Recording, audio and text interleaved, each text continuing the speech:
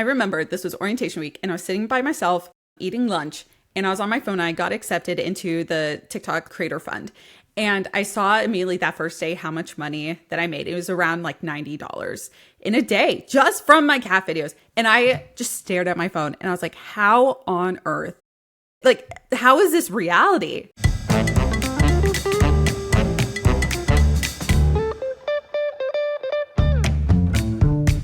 Gloria Steinem once said, "We will never solve the feminization of power until we solve the masculinity of wealth." Barbara Provost and Maggie Nielsen are the team at Purse Strings that will help you navigate the ins and outs of financial independence so that you can be financially fearless. This is Women in Money, the shit we don't talk about. Ashley, welcome to Women in Money, the shit we don't talk about. This is going to be a great one because I am a sucker for pets. So before we dive in, let's share with the audience who you are and what you're up to. Okay, there's a lot to this. So in general, I am a full-time cat content creator. And I am essentially the world's only pet content creator coach. So I do both of those things, but by trade, I'm a pediatric doctor of physical therapy. And with all that, my life is super chaotic, but it is so fun because I get to not only literally make a full-time income off of my cats, but I get to literally work with hundreds of content creators who are, trying to figure out this world of side hustles. So yeah, it is so fun. Okay, so how many cats do you have? Yeah, so I have 2 cats. That's a good limit. Yeah, so one is Chip. We call him the famous one. He's the one who started all of this. He's Chip the Manx, so he's technically the world's most famous Manx cat. And it's Manx, it's M-A-N-X. A lot of people get confused with Minx, M-I-N-X. And then we have Biscuit. She's our second cat. And I've had a lot of people joke. They've asked, they're like, did you just get a second cat so you can make twice as much money? I was like, no. Our cat Chip needed a friend. But she does have her own channels and her own socials as well. Of course. And so let's kind of start from the beginning. When did you go from posting cute videos of I got this amazing cat to this could be real money, actually? Yes. So I actually am going to take a few steps back before the cute videos. So I was in physical therapy schools years ago. And if you're familiar with how expensive graduate school is, it was about $100,000 for just in-state tuition. And at the time, about 2 years in, I started freaking out because I actually did the calculations. Unlike a lot of people in school, I actually did the calculations and started freaking out about how much it was going to actually cost after graduation. And with graduate student loans, they start accumulating interest the moment you take them compared to the undergrad loans. So that was also terrifying, watching that grow really fast. So I actually at the time had started a finance blog. So I was blogging about money and just my journey of learning about money, how it's working. I made some YouTube videos. You can't look it up anymore. I deleted everything. But I know it was so amateur back then. Nevertheless. So it was my journey for about 2.5 years of this blog of learning literally the absolute basics. What on earth is active income versus passive income? What on earth is stock investing? The basics that I just didn't know. So I was doing all that and learning how to make a little bit of money off of it from the YouTube partner program and from affiliate links and stuff. So at the time I was like, oh my gosh, I can actually make money online. This is really cool. So then, so like I said, I did that for about 2.5 years. And at the end of my school, by graduation, I had gotten this cat. And I was like, okay, I've learned how to make posts by now. I know how to do basic stuff. Let me start making videos of my cat. So I started posting about him. And very quickly, I learned that people love cat videos. And so I started posting more and more. Very quickly, again, I realized that you could actually monetize from it. Now, there was a point where I had a mental shift and I decided that this was going to be something that I was actually going to pursue. And that was literally, I was going through orientation at a job. So again, right after school, I remember this was orientation week and I was sitting by myself eating lunch and I was on my phone and I got accepted into the TikTok creator fund. And I saw immediately that first day how much money that I made. It was around $90 in a day just from my cat videos. And I just stared at my phone and I was like, how on earth? How is this reality? So at that time, I had this mental shift where I decided I'm going to actually pursue learning this figuring this out, understanding marketing and sales and copywriting. Oh my gosh, so many things that I've had to learn over the years. I've been a content creator for 7.5 years now. Over time, I've learned all these things and figured out how to turn it into a 6-figure income. And then not just that, but then turn into a coaching business as well. That's amazing. And so this was a question I wanted to ask, is like, is there opportunity to really make that 6-figure income for most people without, like, I know you have the coaching, which is like an additional thing, but just kind of with their pet, you still made 6 figures. Yes. So thankfully, I actually have like multiple examples of, I guess, proof of individuals that I have coached. I can't just say, oh yeah, it's just myself if you do just exactly what I do. Like there are multiple ways.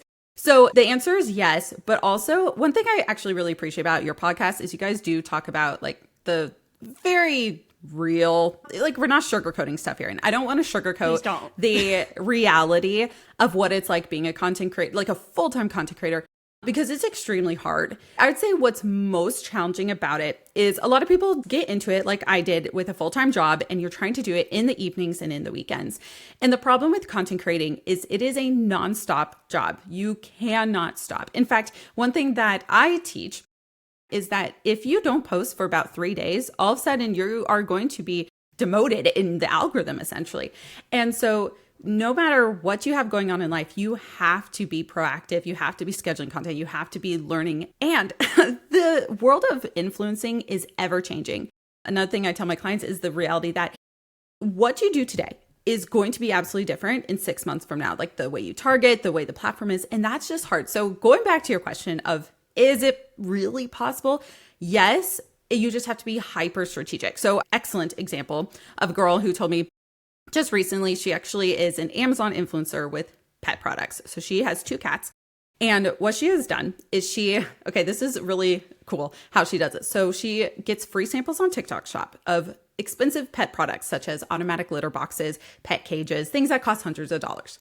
And then what she does is she makes videos on TikTok Shop, and the product, like the brands, will pay to push the videos. So then she gets commission off those videos. Then she takes that product and she posts it on Amazon, and she gets about 10 different pieces of content per product, photos, videos, etc.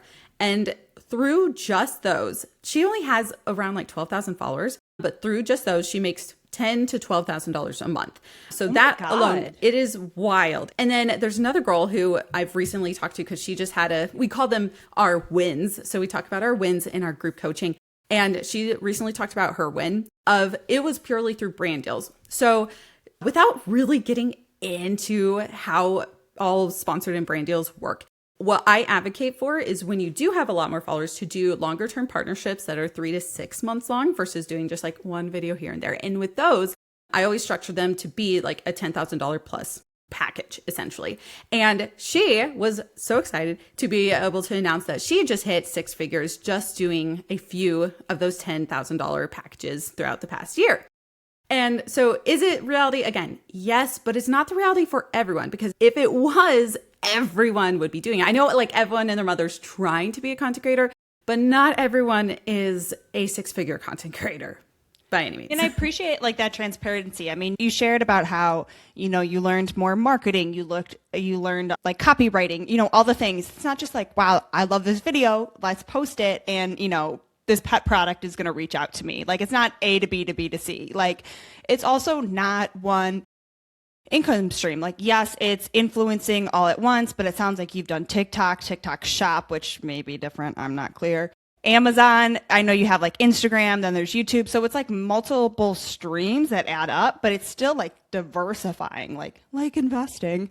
But yeah, it's never just one thing, one platform, just a post. And like you said, my God, you have to keep posting. And I know, batch your content, do the thing, but like, man, if you get sick, if you want to go on vacation, like, you can't take a step back. And a lot of people are like, oh my God, it's just posting a video, and you're like, it is so much more though.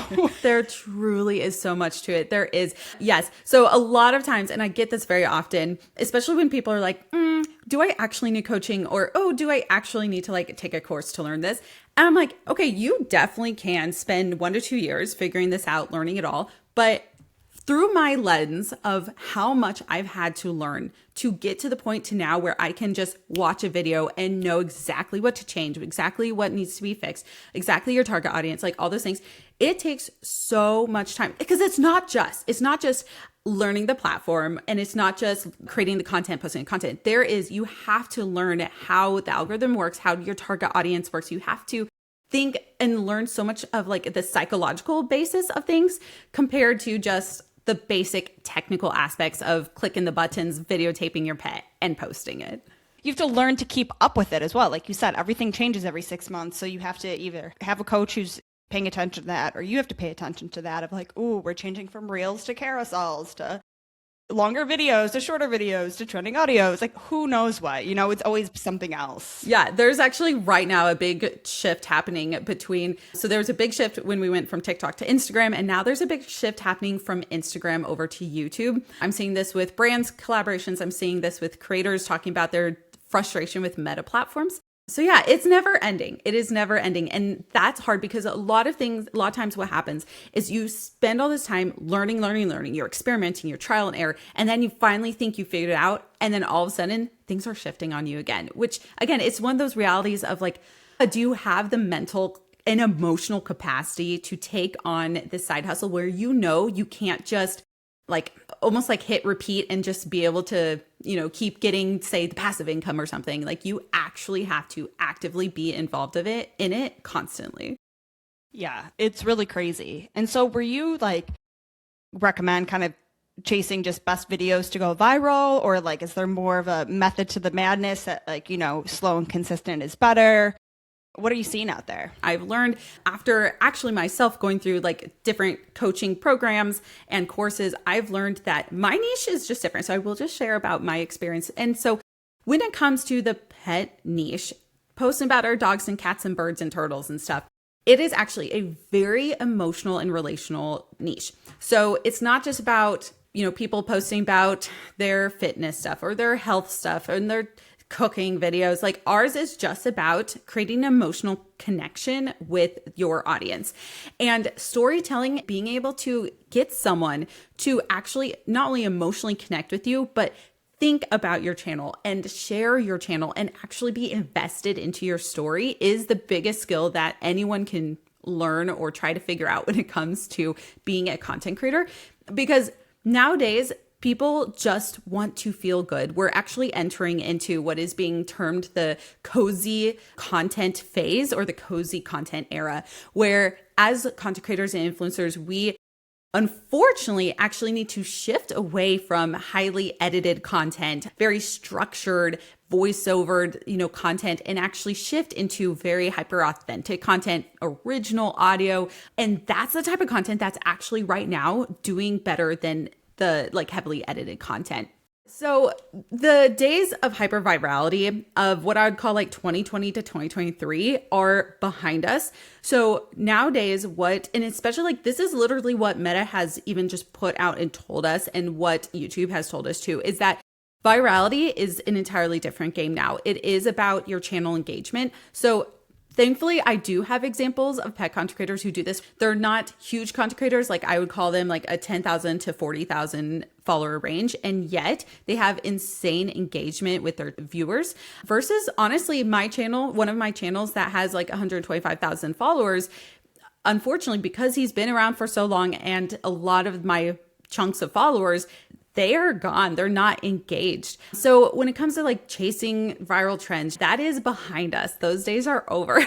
And in fact, it's all about, again, building that emotional connection and trying to get every person who subscribes to you actually watching your content. Because what happens is after about 3 times they're shown your content, if they do not engage with your content, they're not going to be shown your content almost ever again. It's crazy. Like I know those people on my feed. I'm like, didn't I follow them? Like, why don't I see anything from them anymore? Yes. It's a lot. It's a lot. So if someone wants to start making money from content but feels stuck, like what are a couple, one or two simple actions they can take to kind of get that momentum going?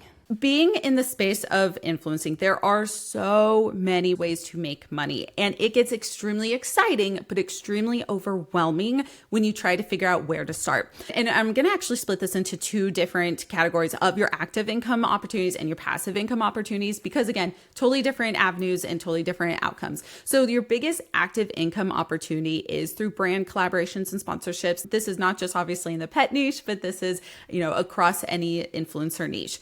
And that's just because brands will pay hundreds to thousands of dollars for one video. It's wild, and it's still a very big reality. But you do have to at least have a higher follower count. You at least need, I would say, to even make $100 on a video, probably about 10 to 20,000 followers. So that is hard if you're brand new, for example. So that is like the biggest way to make active income. From there, you have other active income opportunities through like meta bonuses, things that are like you do one time and you get that money. But a lot of the ways to make money are actually passive income opportunities. So I mentioned TikTok, TikTok Shop. TikTok does have a way for you to make money off your content if it's 1 minute or above, which is kind of challenging. There's TikTok Shop, which was very, very popular for about a year and a half, and actually is getting a lot less popular, mostly because the problem with TikTok is it is such a shoppable platform that it actually annoys a lot of people. Like you want to research or learn something and all you see are ads. Well, and so many people's content is an ad, which I get your guys are getting paid for, but I was like, I just wanted to follow her. And now it's like a food ad, Yeah, no, it is the consumers, the general people, and even me, we all can tell if a video is an ad very, very fast. But yeah, so there are things like the TikTok Shop. There's Amazon influencing, which is one of my favorites because no one really talks about it, but it's a super easy way to like reuse your own content.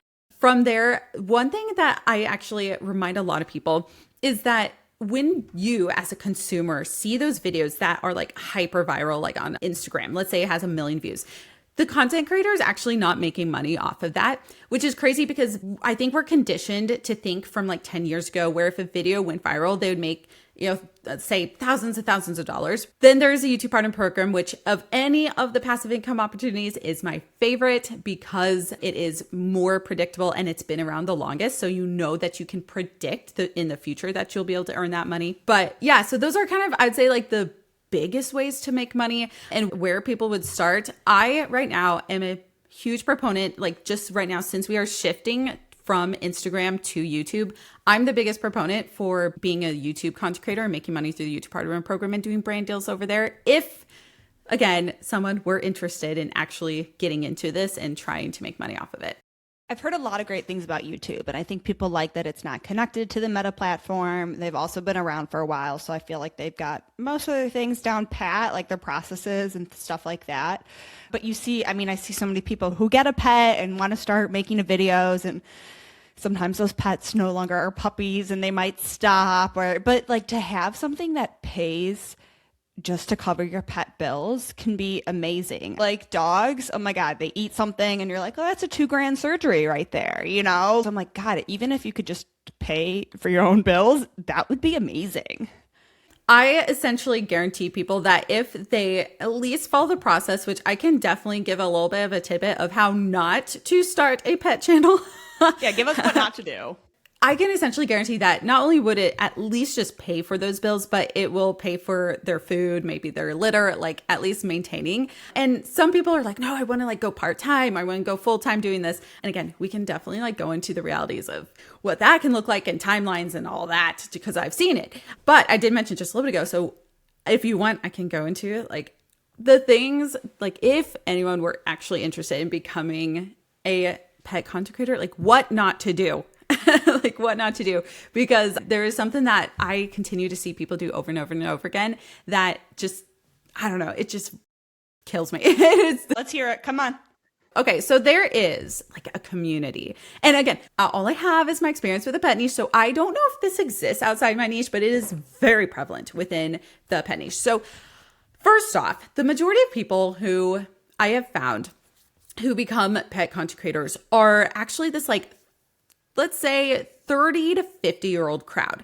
Mostly it's these individuals who have they're struggling with the career that they've chosen. They need, let's be honest, they need extra income. And they're just trying to find something where they don't have to participate in social videos like the Gen Zs are.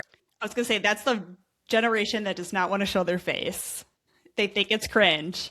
Exactly. So that is like the majority of like the age and the group of the people that I work with. And the problem is there is this community, and I call them the pet newbies, or the newbie creators, who all they do is follow each other. So they just go and follow tons of other small pet content creators.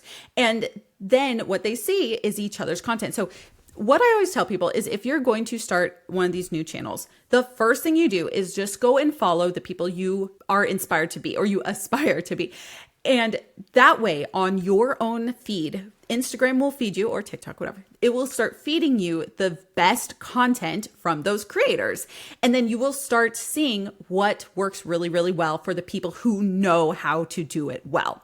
But unfortunately, again, what I see with this newbie creator community is they follow each other, and then all they see is the same type of content, and they literally like post the same stuff over and over and over again. And this type of content is like, oh, please follow me. I'm like, a brand won't ever look at this and say, oh, I want to be associated with this channel. So this is like the number one thing I always tell creators. I'm like, go and follow all those channels with 200 subscribers. You're not learning from them. If you want to follow that with them on your personal channels, go ahead. But you are starting a business, and you need to aspire to be the big content creators. You're not here just to have fun. It is fun. But again, like, this is a business, and this is not you just supporting other small creators. Like, you need to set a foundation of knowing what you aspire to be.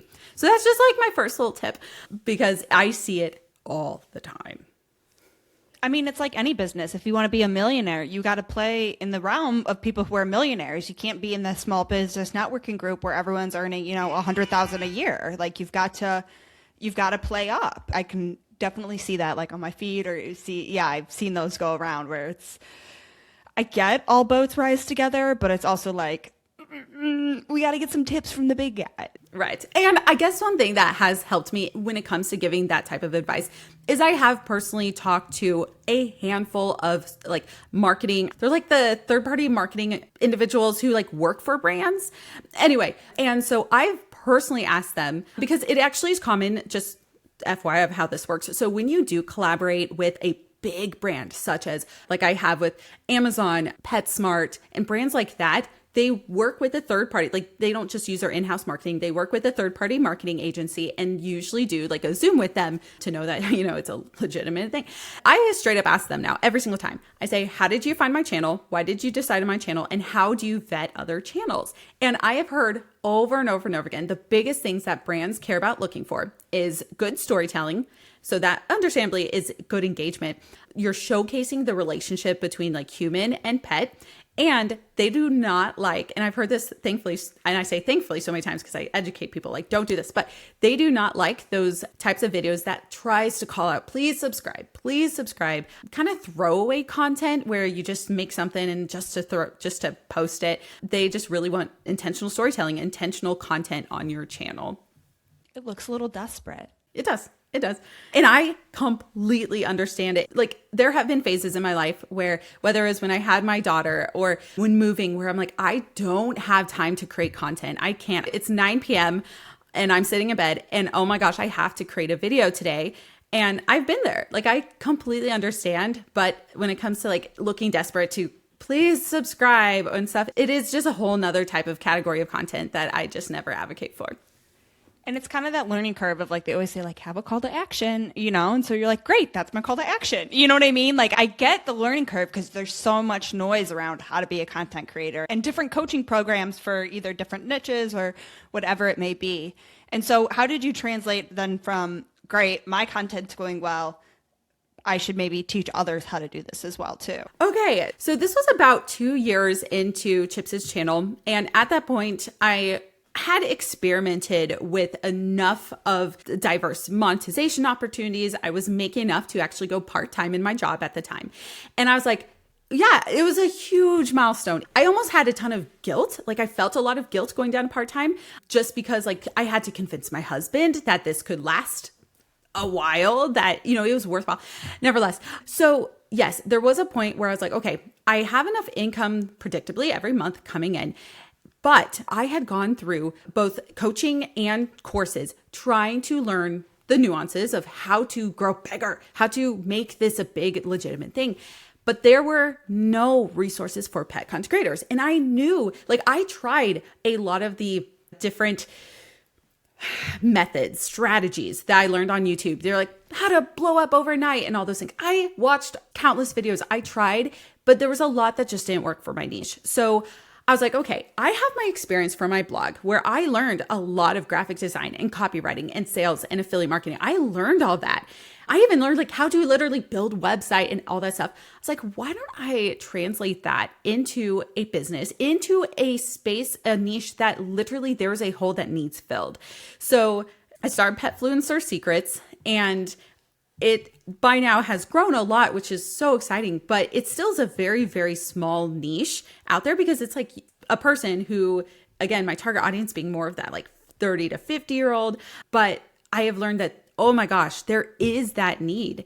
There is that need because, again, taking the advice of how to, blow up overnight of Mr. Beast style videos, it just doesn't translate to our niche. So yeah, so it was about, 2.5 years in, and it is a huge passion of mine because, again, there are more resources now that I know a lot of content creators have been like, oh, let's make money off of this. But still, it's still such a small niche. But I love it. I love it so much. I mean, a small niche is great, right? You don't have as many competitors, which is awesome. But I appreciate you bringing the truth on all these things because I think so many people, they're like, we all love dog videos. Just post them and people will reach out. And it is more than that. And I think we also got to give people like you who are the influencers props, it's not just this hoity-toity thing. No, it's work, but I'm making money for it. So don't feel guilty about going part-time. I've got to ask, do you have insurance on your pet? So I've actually been asked that a lot. I have influencer insurance.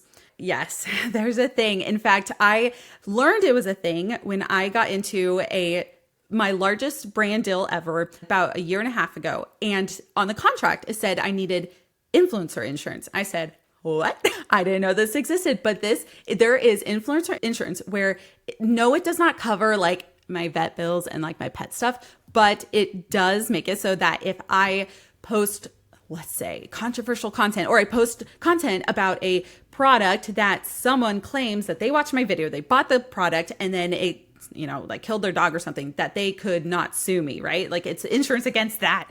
It's crazy. So yeah, so I do have influencer insurance. No, I don't have, I did for a while have insurance on my pets because I did a collaboration with an insurance brand and I was offered insurance for a while, but right now I don't, which, to be honest, I had quite one of my less famous cat. We had massive bills because we had to have a surgery this past year. And at that time I thought, darn it, I should have them under insurance. It always happens once you need something, which I know some people just carry pet insurance. I know it's a great idea. My dog's 14 and a half. We don't qualify. But that's interesting that there's influencer insurance. I've never heard of that, but it makes sense. When people have a bad mood, they're out to get you these days. We got to protect ourselves. People are mean online. Oh my gosh. And I tell people, so you are more likely to have hater comments if a human is on your video compared to your pet. But one of my cats, so my famous cat Chip, the Manx breed, for those of you who are unfamiliar, they are born with either a half tail or no tail. And that's just a distinctive thing about their breed. And it is almost daily where people hate comments about the fact that I cut off my cat's tail, which again is not true. He was born that way. But people, and especially on YouTube, I don't know, a lot of people on YouTube, for whatever reason, they're just posting hater comments all the time. And especially I've had people talk about my voice, they don't like my voice. They don't like what I wear. I mean, people are so mean online, but I at least tell my clients, I'm like, you know what? In the pet niche, what's really nice is we have less hater comments, but you are not exempt from hater comments, even though it's just your dog on there. People will hate on your dog. It's rough out there, but you got to remember, engagement's engagement, right? I know. That's what I say. I tell people, I'm like, if it truly, truly makes you feel uncomfortable, just block them and move on.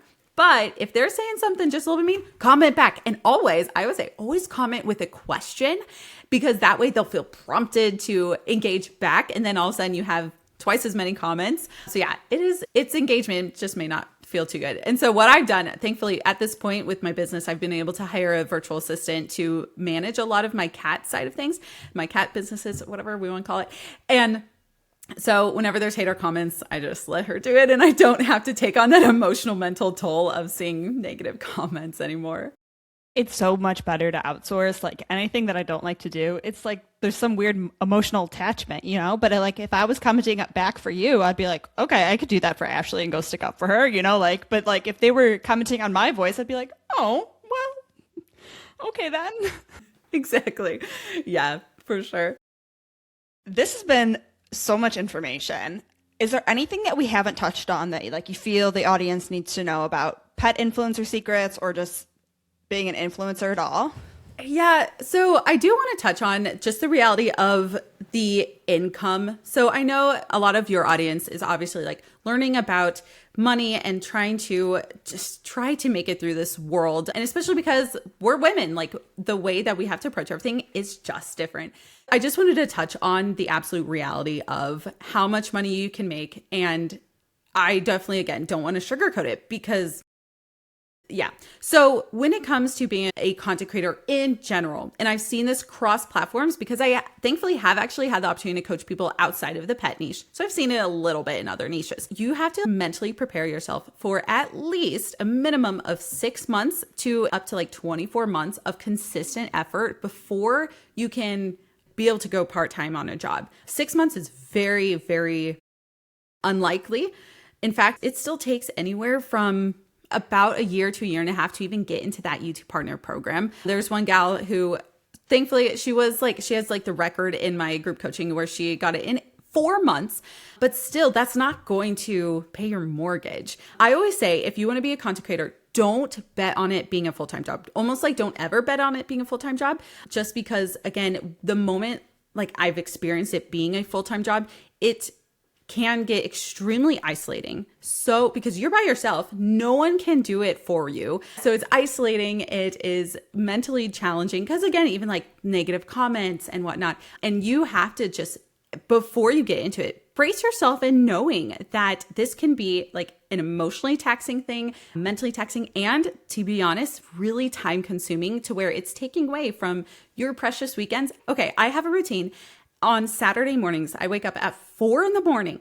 and I try to go through emails. I go to my local Starbucks and I spend 3 hours every single Saturday before my kids wake up, before my husband wakes up, just trying to get extra work done so that I can spend time with my family. So there is so much sacrifice that comes with if and when you get to that point to where it is a legitimate full-time job. And I know that I run like multiple channels and my coaching business. Like I know I have a little bit more on my plate than what would be the average just pet content creator.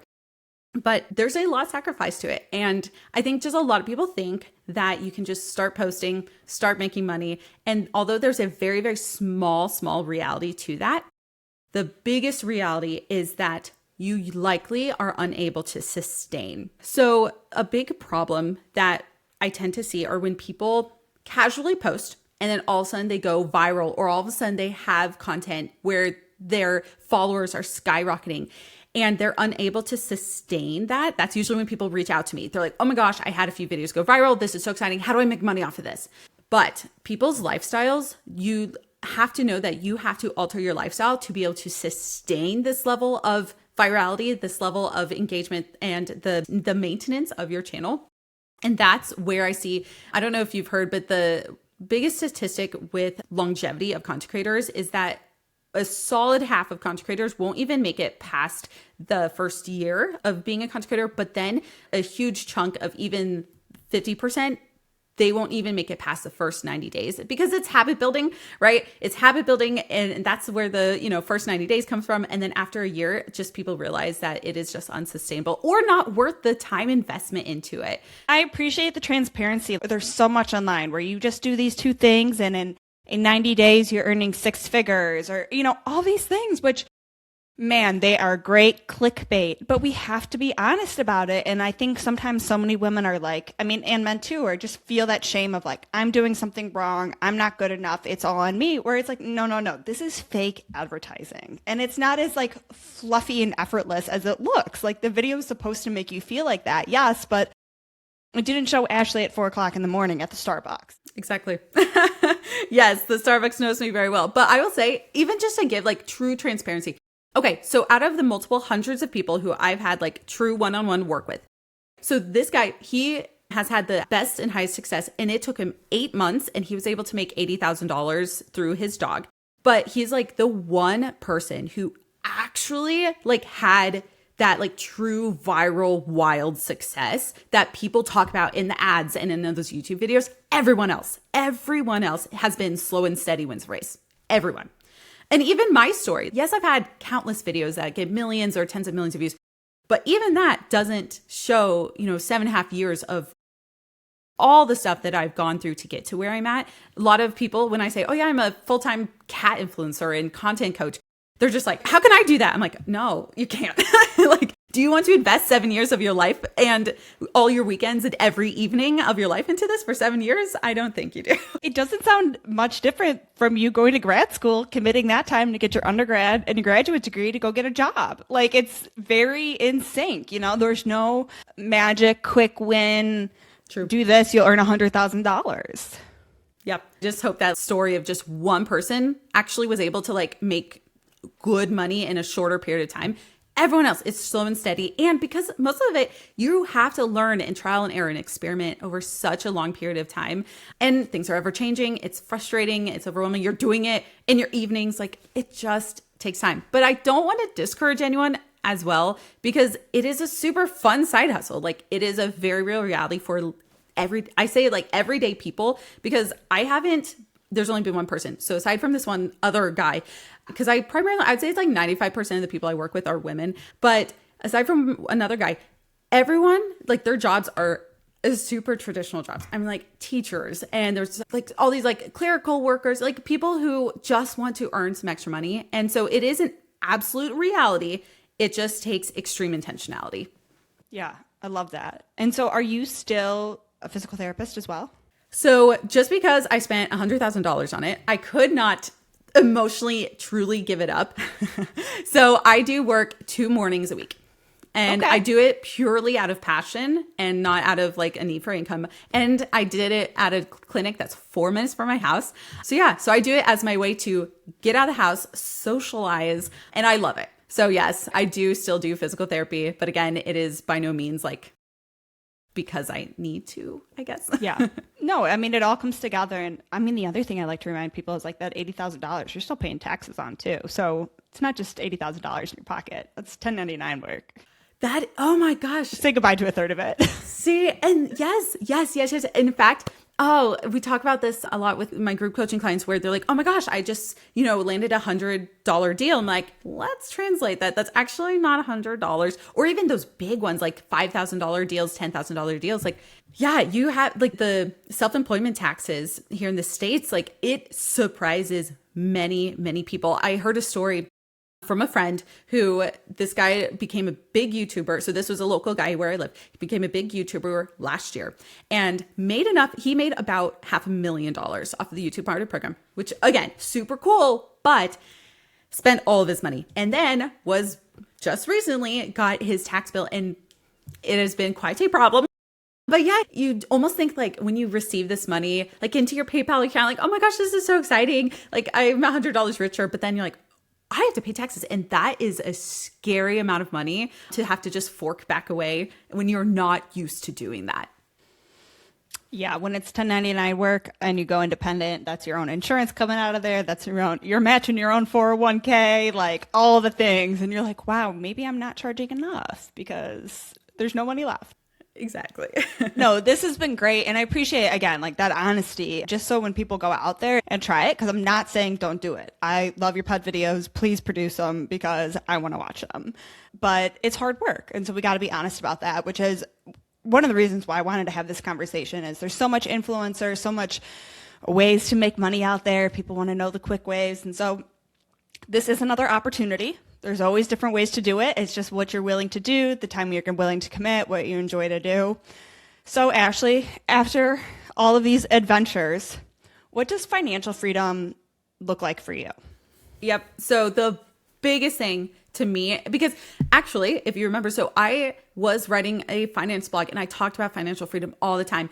And to me, financial freedom is equivalent to time freedom. So because I've spent so much time in school and sacrificing my time freedom is the biggest thing for me. And I have gone to the point where I know I've kind of made it sound like I have no time at all, but I have structured my schedule to where I do have a lot of time. I have a daughter. I love family time. I love friend time. And so time to me is the biggest thing. I will say, have I achieved true like financial time freedom? No, because I am super, heads in deep with my businesses and everything. But I have at least achieved a point of my life now, thankfully, that I love everything that I do. And I know a lot of people can't say that. Like, they're stuck at a job where they're just, making it by every day and it's hard emotionally, but I genuinely love everything I do. So for me, financial freedom, I envision one day will be passive income coming in that I'm able to, like, I'm really big. I know we haven't talked about this and I don't want to go into it necessarily, but I have like rental investing and into like different investments. And so getting to the point where I do have a diverse portfolio to be able to pay for my ability to just do a little bit of everything that I love. Because right now I'm doing a lot of bit of everything that I love. And I think the biggest thing I want to highlight from this whole episode is so many women say, I don't know much about money. I don't know. I should know this. You started off not knowing anything and doing a little bit of research and a little bit of blogs. Now you're a graduate running this business, running these accounts, having investment properties. Like, look at that growth. That's impressive. Truly, like the past 7 years of my life, I've thought multiple times, when I look back at who I was, what I knew, it is insane. And all it took was just personal drive. Just getting started, right? Yes. And I started at the absolute bare minimum of like the super basics of learning what even is money. And it's taken a long time. And I think a lot of people want to just, boom, know everything right now or know everything in the next 3 months. But it has taken years and I'm still not perfect. Well, congratulations on all your success. Thank you for coming and sharing your expertise. We're going to have the Petfluencer Secrets linked below, as well as your social posts, so we can check out more of your cats. And so until next time, be financially fearless. You've been listening to Women in Money, the shit we don't talk about. Now it's time to take what you've learned and make bold moves towards financial independence. Stay in the know by joining our newsletter for exclusive tools, resources, and updates that keep you financially fearless. Head to pursestrings.co and sign up today. Need a financial professional who gets it? Turn to Purse Strings' curated directory, your go-to resource for financial experts who know how to put you first. Love this episode? Leave us a review and help us empower even more women to own their financial power. Until next time, be financially fearless.